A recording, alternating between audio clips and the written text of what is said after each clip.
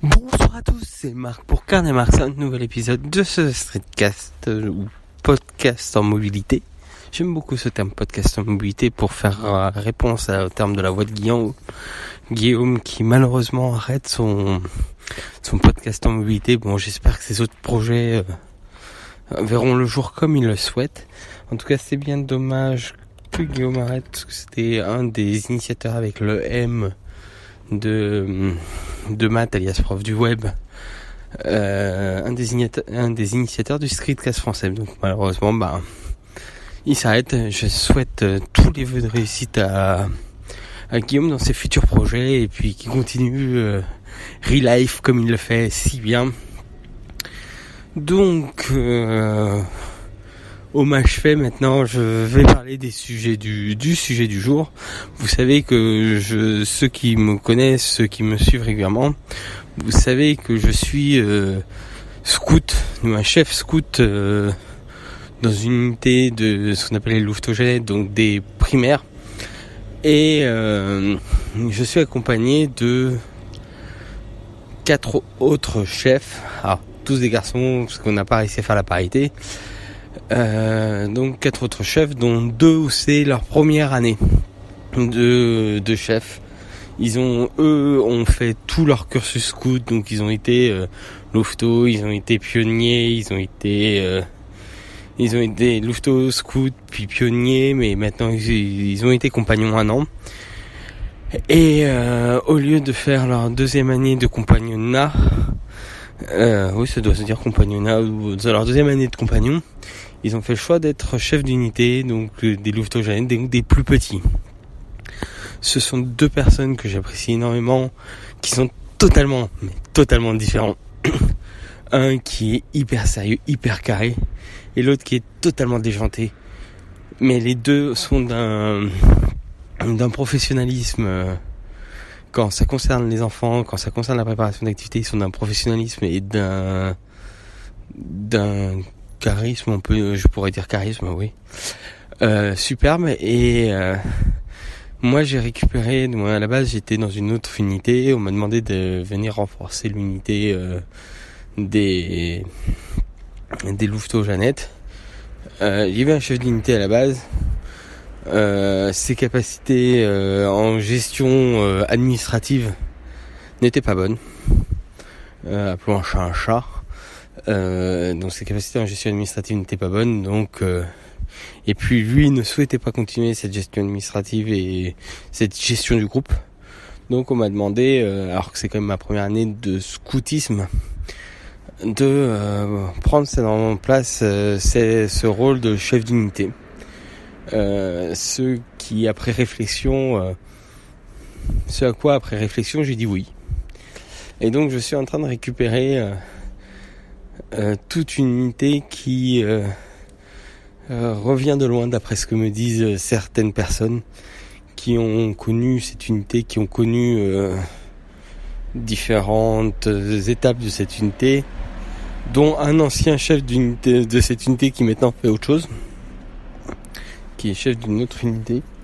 Donc cette unité revient de loin, mais sur le dernier week-end j'entendais mes chefs de me dire on a un problème, il nous manque du matériel, on n'a pas d'outils, on n'a pas ci, on n'a pas ça.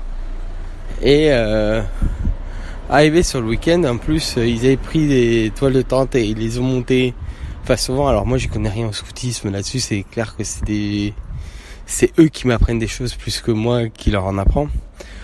Donc arrivé sur le week-end, ils ont monté les tentes et les tentes face au vent. Donc les mâts, ils ont pas apprécié la blague, ils ont été tordus. Et donc le responsable du matériel a dit il faut trouver une date pour préparer ces tentes.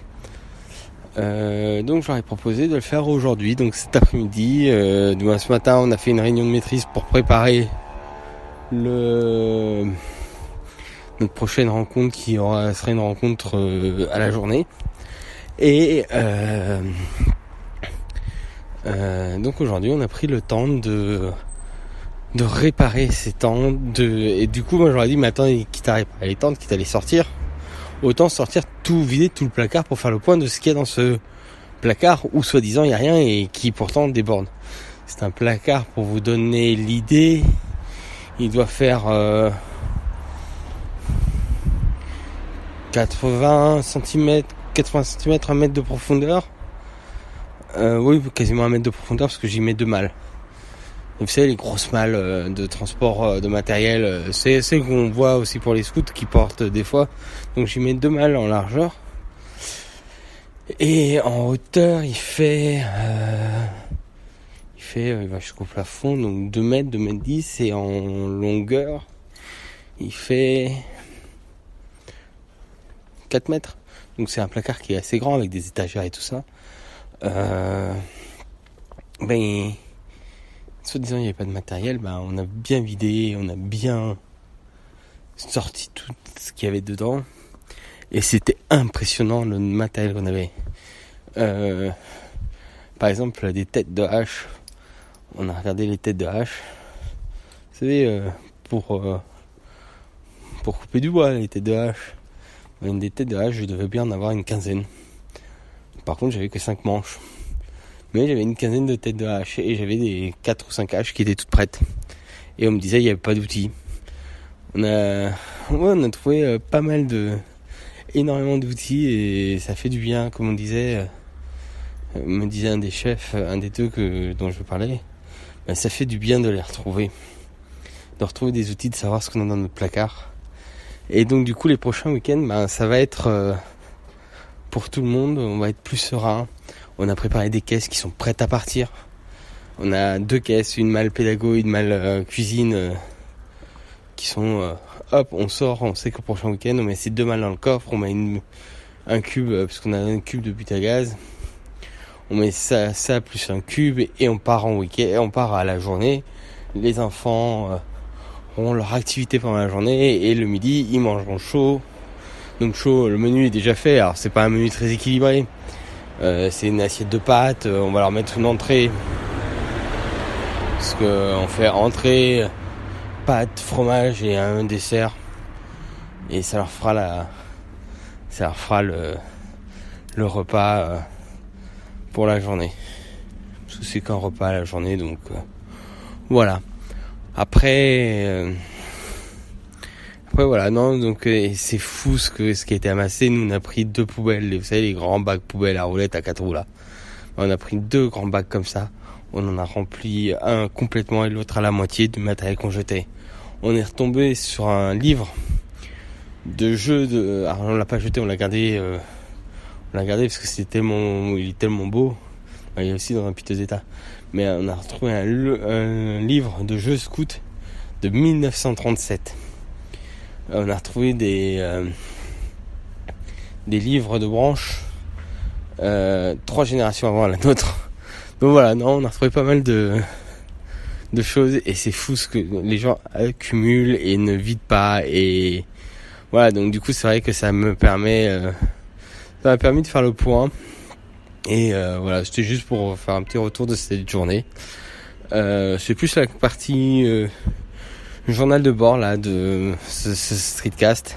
C'est moins une revue tech, moins ce que vous pouvez avoir des coups de gueule, mais voilà, je veux orienter ce streetcast vraiment comme un journal de bord. Et aujourd'hui, vous avez mon petit journal de bord. Alors comme le disait Guillaume, ce ne sont pas des journaux intimes, parce qu'on le partage avec tout le monde l'entend. Et donc moi ça me dérange pas, au contraire, c'est l'idée, la vraie idée de base du blog, du podcast personnel. Et en plus, comme je suis en train de marcher en même temps que je vous le dis, parce que je promène ma chienne, c'est un journal personnel en mobilité, un podcast personnel en mobilité.